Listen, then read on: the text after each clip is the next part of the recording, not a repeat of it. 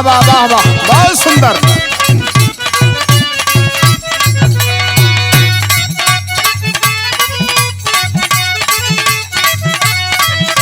अरे जिया भैया जिया।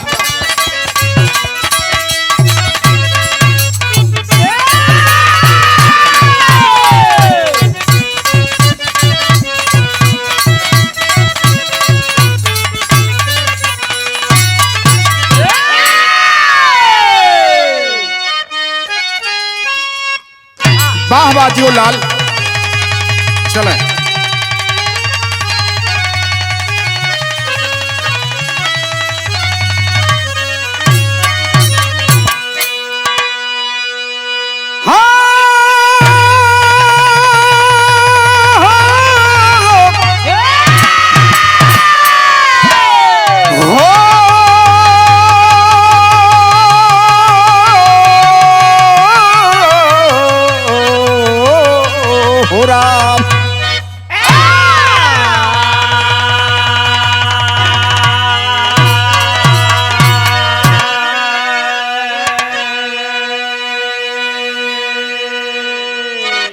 साथियों, हम गायक सूबेदार सरोज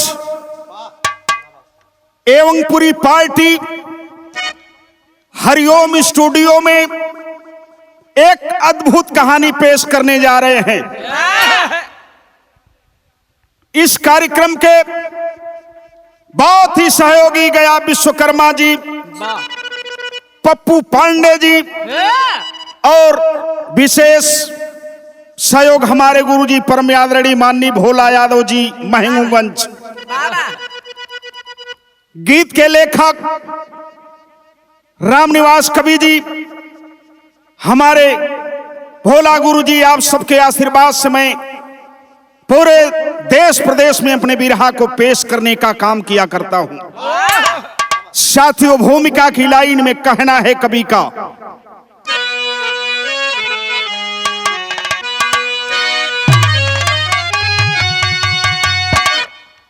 कुदरत से चलता न चारा किसी का, सूरमा हो भले रंग का राजा भिखारी, खुशी बांधता देता गम हर किसी को, मिलती उसी से महलियो अटारी, बनकर मदारी न चाहता किसी को,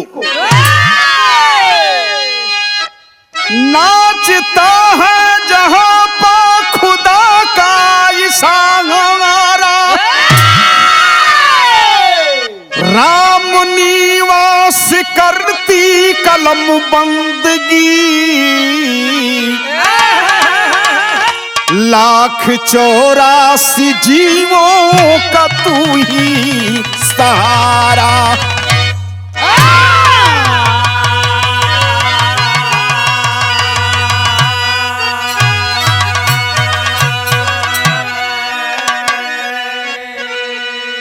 आवा मास्टर, गजल के लाइन पर चला।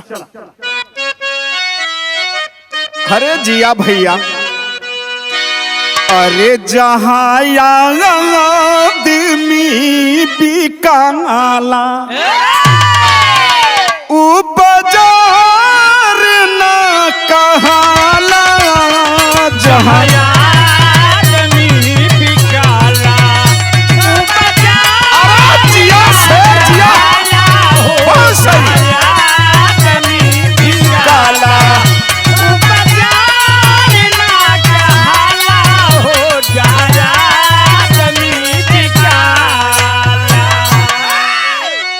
जहाँ आदमी बिकाला उ बाजार ना कहाला हो,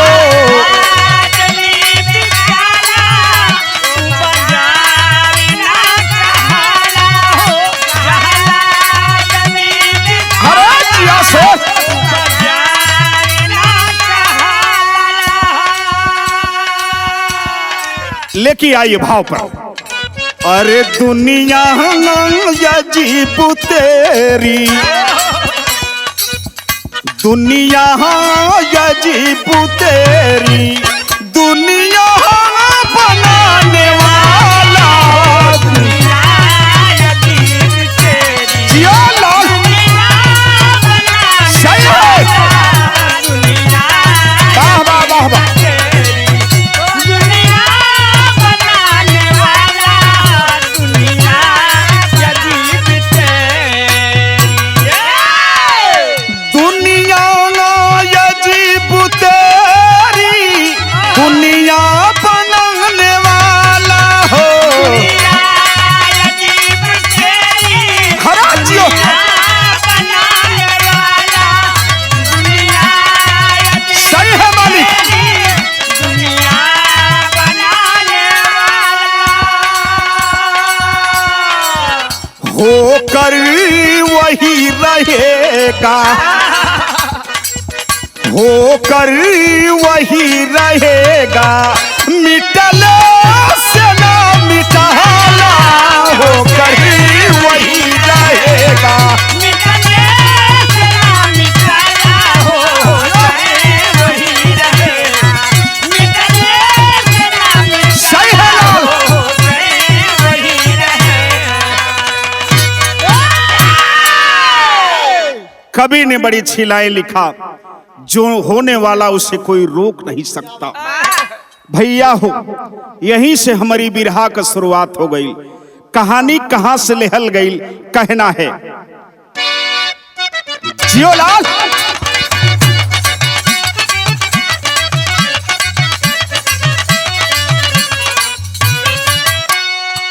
जिलाया जमगढ़, जिलाया जमगढ़ यूपी अंदर का दस्तान सुनो, थाना तरवा जियापुर का ये बयान सुनो।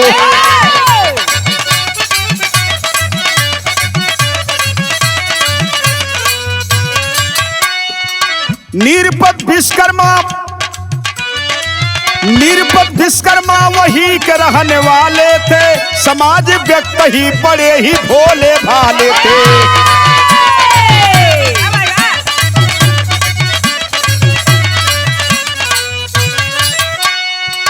पुत्री शांति, पुत्री शांति रामायण कुमार रहा, बिताते जीवन घर में छोटा सा परिवार रहा।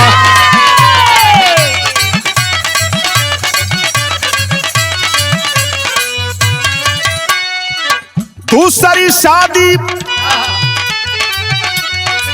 हुई, शादी रामायण की घर दुल्हन आई है, हुई शादी रामायण कर भी दुल्हन आई है, हुआ गुलजार आंगन खुन में खुशी छाई है।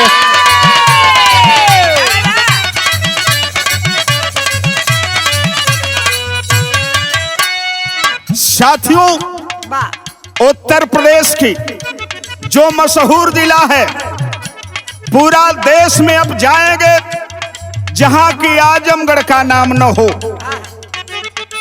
उसी यूपी के आजमगढ़ तरवा थाना अंतर्गत एक गांव जियापुर पड़ता है मित्रों। उसी जियापुर के रहने वाले निरपत विश्वकर्मा जी, उनके बेटे का नाम रामायण विश्वकर्मा, बेटी का नाम शांति विश्वकर्मा, पति पत्नी बड़ा अच्छा जीवन व्यतीत कर रहे थे। बेटा जवान हुआ, शादी हो गई, दुल्हन घर में आई, रामायण की चली गई। इधर रामायण की जिंदगी कैसे चल रही है मित्रों। बहुत कुछ दिन बीता, लेकिन मालिक ने परिवार में बढ़ोतरी नहीं किया। हुआ क्या, यहां ठग गीत लगे मास्टर यावा।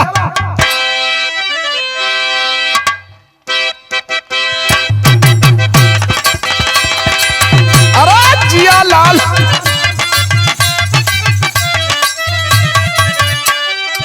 यह गीत का लाइन जो हल्का मचौले समय कैसे। बड़ा याद जावे पिया के प्यार काई,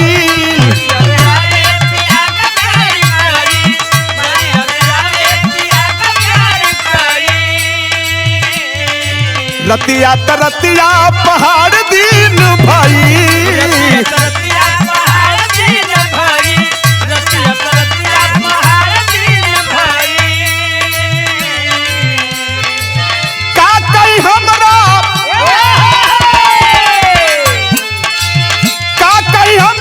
करे जदल दर के, का कही हमरा करे जदल दहर के। दिलवा ले गईल राजा बोतल में भर के। दिलवा ले गईल राजा बोतल में भर के, दिलवा ले गईल राजा बोतल में भर के। ये हमारे पप्पू पांडे जी जो बिरहा में बड़ा सहयोग किया करते हैं, सुंदर हार और बहुत सारे रुपयों से आपने सम्मान किया, स्वागत करते। लेकिन भाव हो कहना है, जन्म न पुत्र पुत्र चिंता समैल। अरे जियो लाल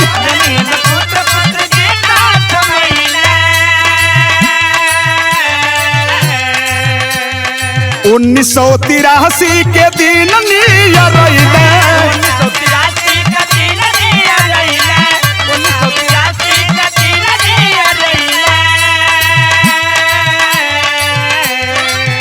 और भइल स्वर्ग बस गइल परिवार छोड़ के। और भइल स्वर्ग बस गइल परिवार छोड़ के। कहवा चली गइलू, कहवा चली गइलू रानी तू मुँह मोड़ के।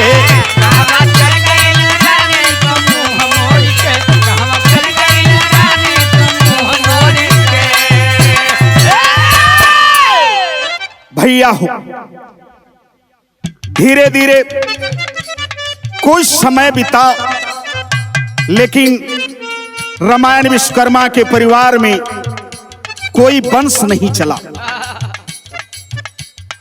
जब वंश नहीं चला, बड़ा चिंतित थे रामायण विश्वकर्मा जी मित्रों। 1983 में हुआ क्या,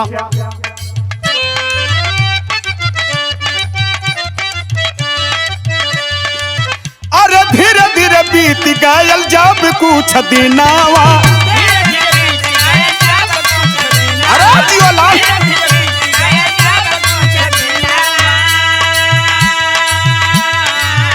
अरे सदिया भइल अइली दूसर जाननवा।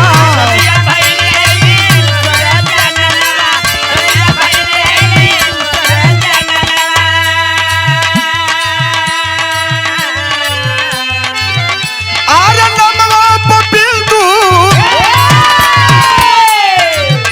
आरे नमवा पपिंदु अइली घूघट पट ओढ़ के। आरे नमवा पपिंदु अइली घूघट पट ओढ़ के।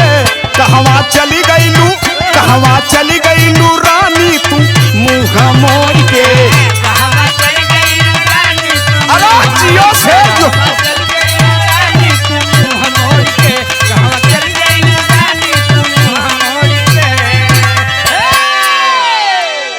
साथियों, पहली पत्नी कलावती विश्वकर्मा इस दुनिया से चली गई। रामायण अपनी जिंदगी से बिल्कुल हताश हो गए मित्रों। लेकिन लोगों के समझाने पर, कहने पर रामायण विश्वकर्मा की दूसरी शादी होती है। दुल्हन बड़ी सुंदर बा, जेकर नाम बतावल गल बिंदु विश्वकर्मा। बिंदु विश्वकर्मा दूसरी दुल्हन बन के जब अइलीन ह। ए बाबू, इधर रामायण विश्वकर्मा जी के पिताजी नीपत जी इस दुनिया से चल बसे थे। लेकिन जब बिंदु घर में आई तो नतीजा निकला क्या। बड़ी अच्छी लाइन है, कहना हो,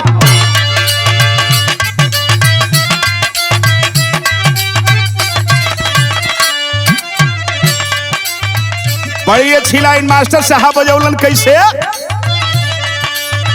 कहवा से या वहला बाबा का दिलावा हो।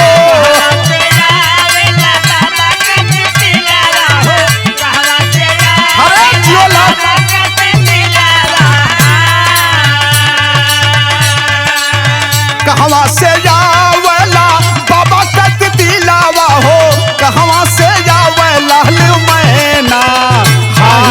सहावलिया कहवा से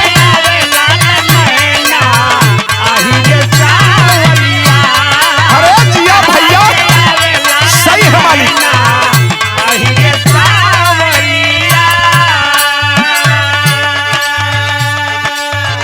बड़ा सुंदर भाव कवि जी बिरहा के अंदर लिखे हैं क्या? धीरे धीरे बीत गईला जब कुछ दिनावा हो, धीरे बीत गईला जब कुछ दिनावा हो, धीरे बीत गईला जब कुछ दिनावा। धीरे धीरे बीत गईला जब कुछ दिनावा हो, जन्म में न ये कहू लालनवा हाय रे की समतिया, जन्म में न ये कहू अरे जियो लाल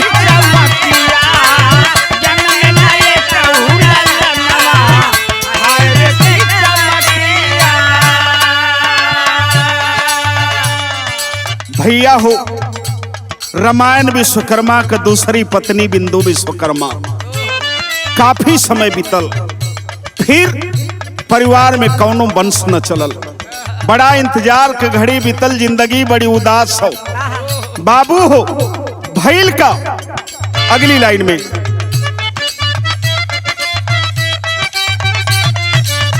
पड़ली बीमार, पड़ली बीमार उनकर बिंदु यवरतिया हो। सही है ना बाबा जो मालिक।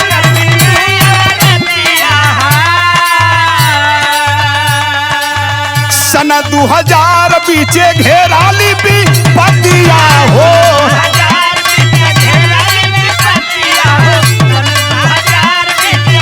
जो लाल अरे उहो कैली स्वर्ग के पायनवा, अरे उहो कैली स्वर्ग के पायनवा हाय रे की सामतिया, उहो कैली स्वर्ग के पायनवा हाय रे की सामतिया, उहो कैली स्वर्ग के पायन हाय रे की सामतिया।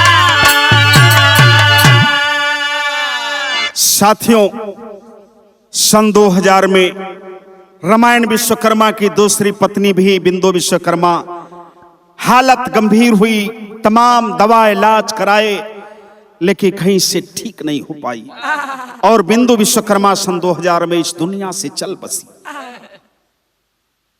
अब रामायण विश्वकर्मा जी बिल्कुल अपनी जिंदगी से उब गए बाबू, सोच रहे हैं कि अब इस दुनिया में हमारा कोई नहीं है, परिवार तो बहुत लंबा है बाबू, लेकिन अर्धांगिनी तो अर्धांगिनी हुआ करती है, वह जीवन संगिनी होती है।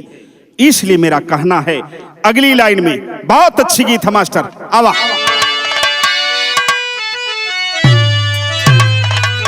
अरे जियो शेर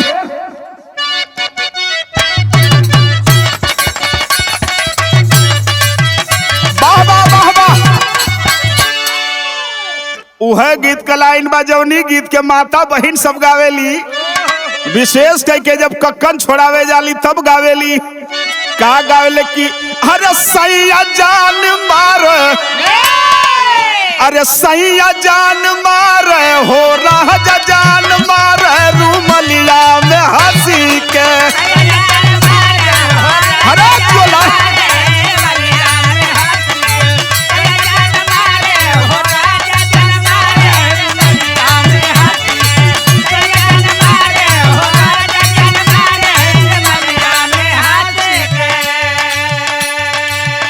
लेकिन बड़ा सुंदर भाव कवि जी लिखे हैं बिरहा के अंदर कैसे? अरे रोवल रामायण जी,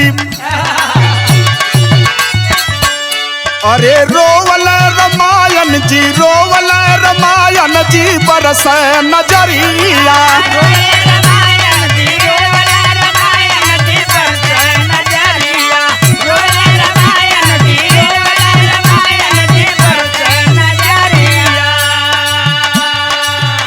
अरे जाई कवनी और नहीं सूझे डहरिया,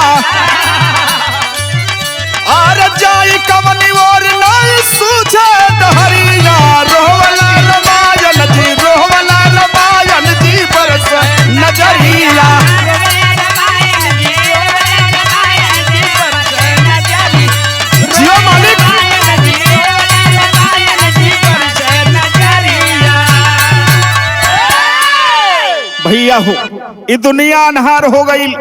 रामायण विश्वकर्मा जी के आंख से आंसू चला था।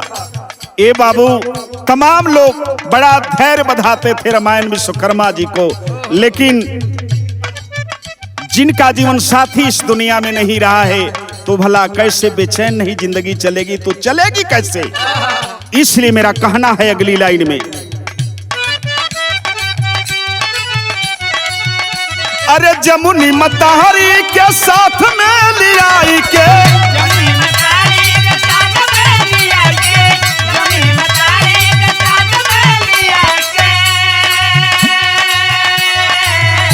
अरे पहुंचे भोपाल ठीक वरदा में जाई के,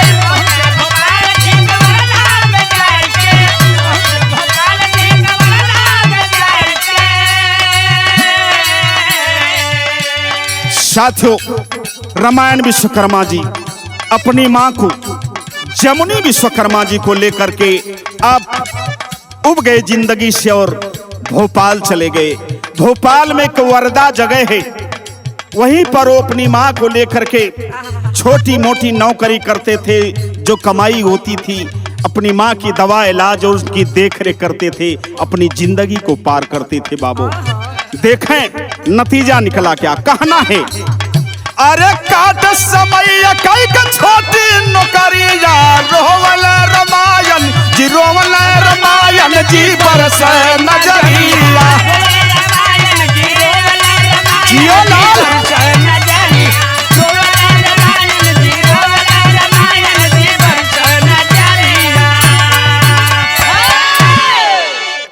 बाबू हो, विदेशिया की लाइन में कवि जी लिखा है क्या,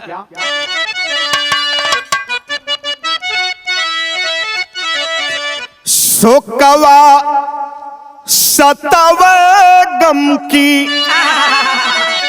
घेराली बदरिया हूँ, अरे दुख में रामायण जी बीतावे जिंदगानिया,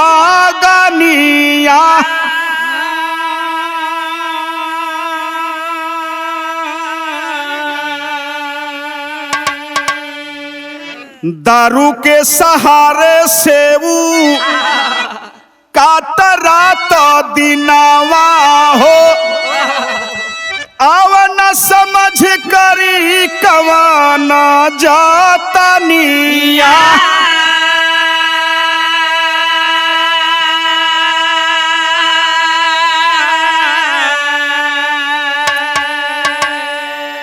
भैया हो, जब जब रामायण विश्वकर्मा को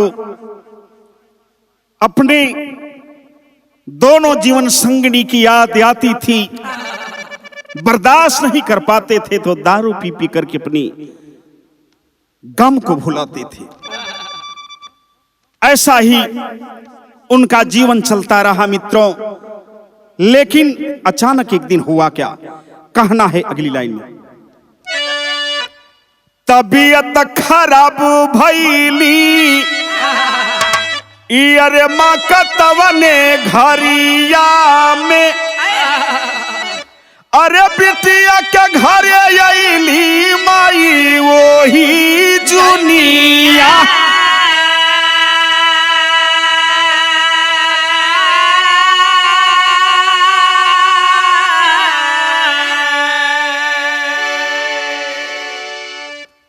देखिए एक दिन अचानक में रामायण की मां जमुनी की हालत गंभीर होने लगी। बाबू तबीयत खराब है, सोच रहे हैं कि आखिर करूं क्या। तब रामायण विश्वकर्मा जी अपनी मां को लेकर भोपाल के वर्धा से चल दिए और गाड़ी पकड़कर चले आए अपनी बहन शांति के यहां दुल्लापुर, अपनी मां को लेकर। मां की देखरेख हो रही है। लेकिन एक दिन काला दिन आया, हुआ क्या, अरे 10/12/2021 के बेला रहल, अरे हुआ स्वर्गवास भई रामायण के गालनिया।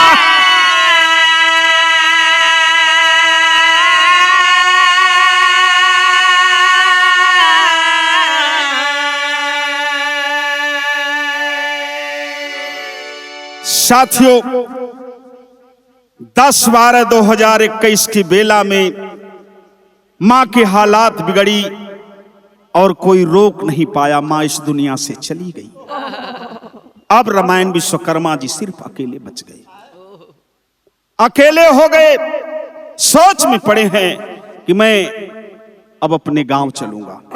अपनी बहन के घर से अपने गांव जियापुर की तैयारी कर दिए। हुआ क्या,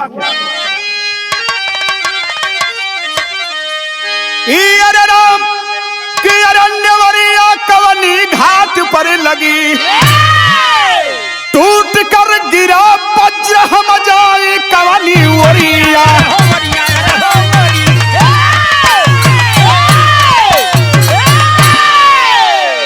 टूट कर गिरा वज्र हम जाई कवनी वरिया, नेवरिया कवनी घाट पर लगी। पहपट की लाइन में कहना है मित्रों,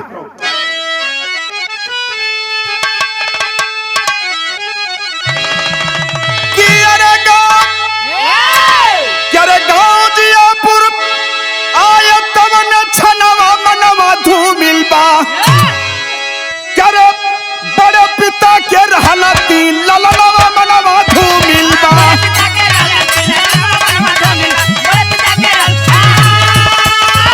जिया सही है वाली, जिया भैया जिया।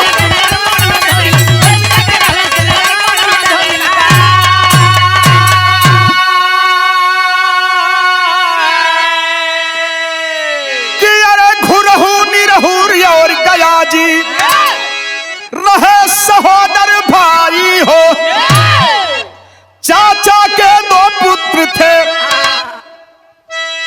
बोले बात सुनाई हो। साथियों रामायण विश्वकर्मा जी के बड़े पिताजी के 3 बेटे घोरहु, निरहु और हमारे बीच में जो स्वागत करने के लिए आ रहे हैं परम आदरणीय माननीय गया विश्वकर्मा जी। बहुत सहयोग रहता हम सबको आपका।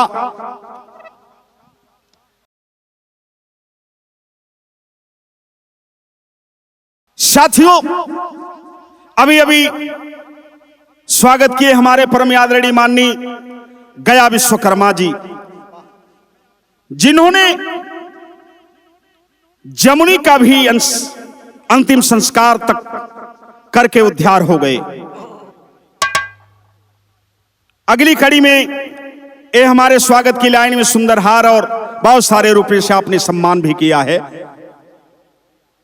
तो कहना है मित्रों कि श्याम नारायण राज नारायण नमः नमः धूमिल बा, कि अरे जिक्र किया तब सब ही के संभलवा मनवा धूमिल बा।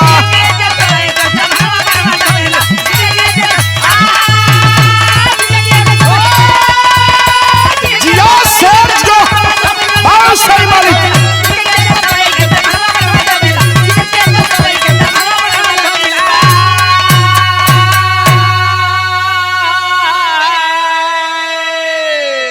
साथियों दुल्लापुर से अपनी बहन के घर से जब जियापुर पहुंचते हैं रामायण विश्वकर्मा जी, तो पूरे परिवार को इकट्ठा करने के बाद सारे लोगों के सामने अपनी व्यथा सुनाते हैं। कहते हैं कैसे, आल्हा की लाइन है मास्टर।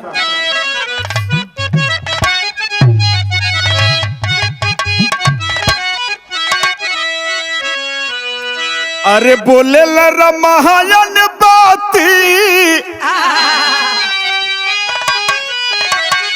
सबके समनवा भैया, नहीं केहू मार लागे दुनिया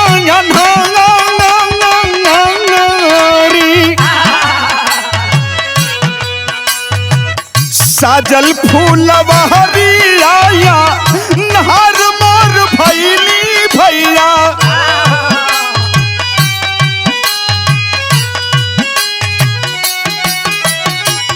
पास मरे पाचल खेत घरवारी दुआ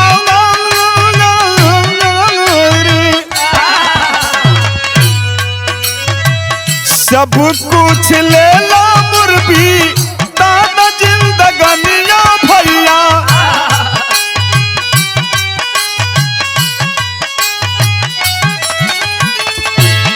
और दिया या शासन बाबू सारा परिवार।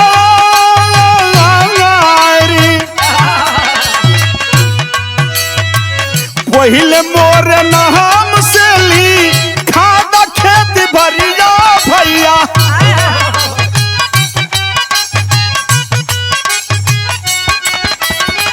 सुन कर के बात अइला भोपाल के मझारी।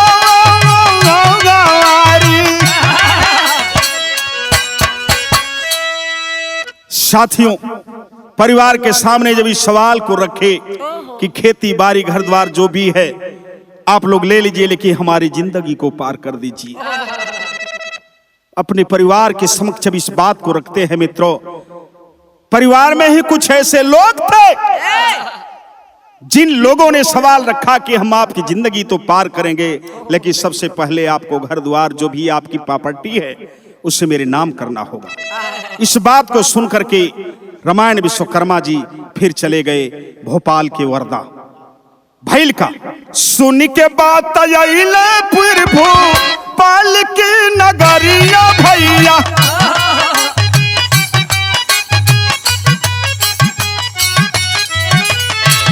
और 3 माह बाद आए यूपी के मझारी।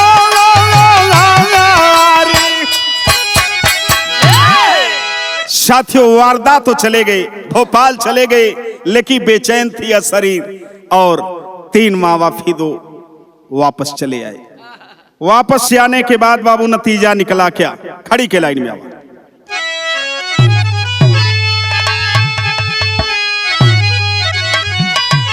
क्या रे दुल्लापुर से जियापुर फिर आए बाबूजी। सबसे दिलवा की बतिया बताए बाबूजी।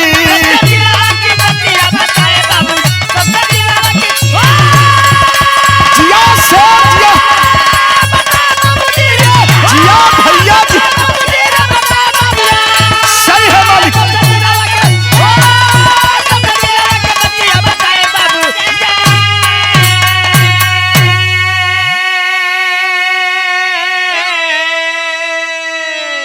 गांवपुर में परिवार में फिर एक बात कह रहे हैं, क्या? अरे कैला साथे धोखा हमारे करई है परिवार हो कि रुमला भोपाल वाला लिहल हमार हो।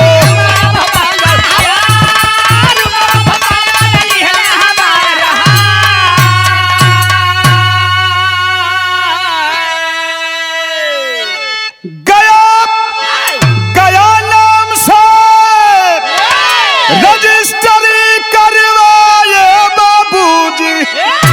अरे सबसे दिलवा की बतिया बताए बाबूजी।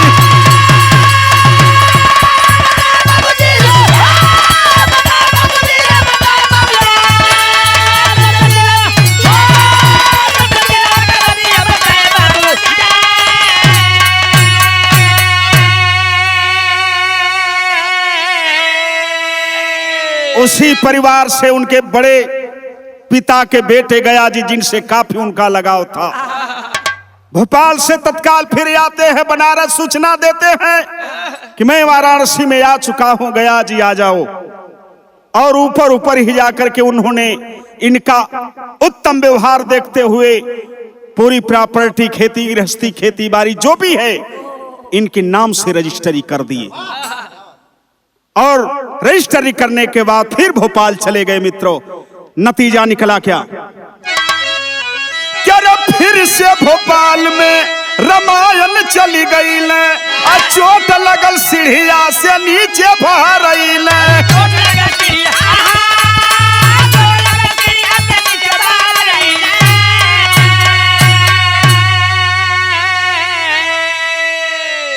भोपाल जाने के बाद काफी हालत धीरे धीरे गंभीर हो रही थी।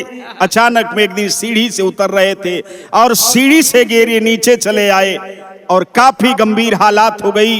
किसी तरह से फिर वो भोपाल से जब वापस घर आते हैं मित्रों, तब हुआ क्या? अरे गया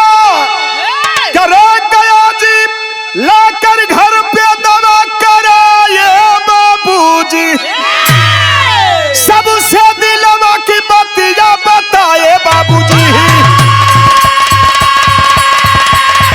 जियो से जियो, बहुत सही है मालिक, सही है लाल।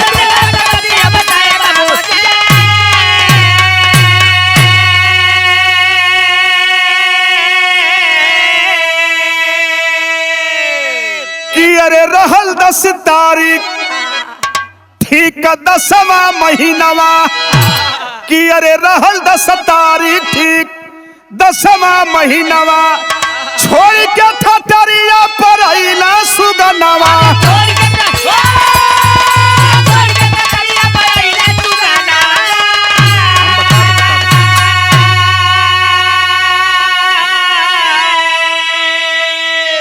ये हमारे गया विश्वकर्मा जी, ए सुंदरहार बहुत सारे रुपयों से आप लोगों ने सम्मान किया है, प्रणाम करते हैं मित्रों।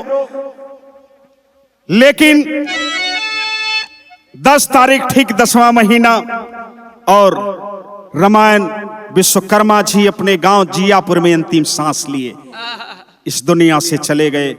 और बाबूजी उसमें हमारे दया विश्वकर्मा जी दवा से लेकर और मरने के बाद अंतिम संस्कार तक पूरी तरह से अपने फर्ज को निभाए। चूंकि उनकी जो भी प्रॉपर्टी वो इनके नाम दिए थे, इसलिए उन्होंने अपने फर्ज को अदा किया। और परमादरणी मानी जो रामायण जी हमारे बीच में नहीं है, उनके जीजा जी मुखो विश्वकर्मा दुल्लभपुर गया जी और मुखो जी मिलकर के ने अंतिम संस्कार करके अपने फर्ज को अदा कर दिया। साथियों, यही वो गया जी हैं जिनके परिवार की कहानी को हमने आप सबके बीच में रखा और अंतिम क्षण तक अपने फर्ज को अदा करते रहे। परम आदरणीय मानी गया विश्वकर्मा जी, बहुत बहुत आपको धन्यवाद हो।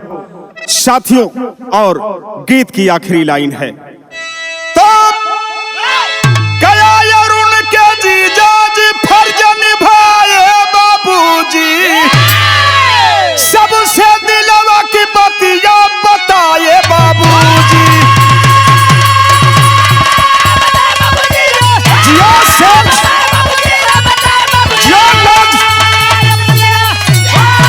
जिया भैया।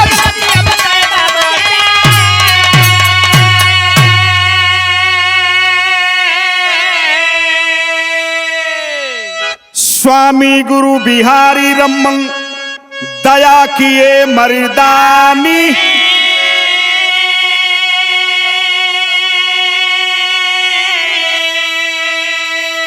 गुरु धर्म भी राम निवास कवि मैहर के बरदानी।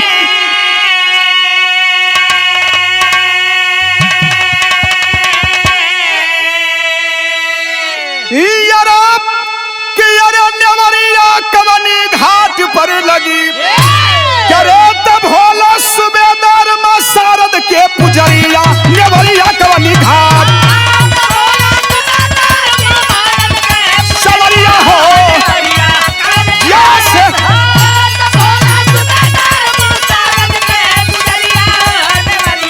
कवनी घाट पर लगी।